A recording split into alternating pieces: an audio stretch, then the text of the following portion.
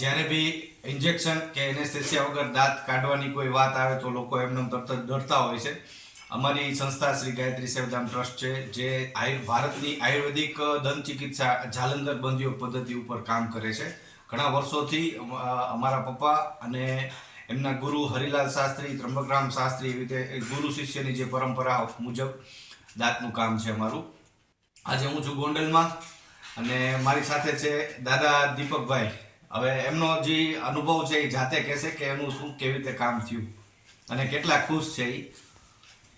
દીપક જસવંતરાય ઠાકર, ગોંડલ, અને તમને દાંતમાં 68 વર્ષ છે. દાંત મારો તૂટી ગયો હતો અને હળતો હતો ને દુખતો હતો, પણ નીકળતો નહોતો. અને મને તકલીફ અનેક જાતની છે.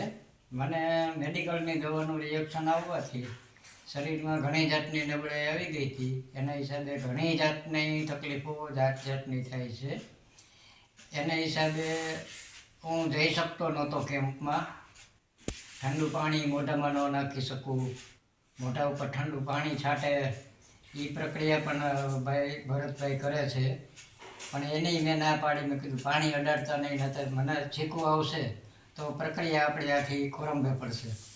તો એણે બહુ સરસ રીતે બાકીનું બધું એની ઔષધિઓને એની કળાથી દાંત કાઢી દીધું અને જરાય તકલીફ ન થઈ મને.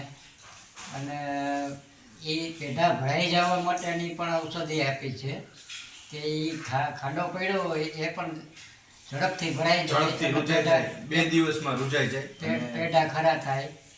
અને આપણે દાંત કાઢ્યો એને અત્યારે કેટલો સમય થયો છે? બસ અત્યારે 20 ને 25 મિનિટ થઈ અને તમે ચા પીધી. ચા પીધો?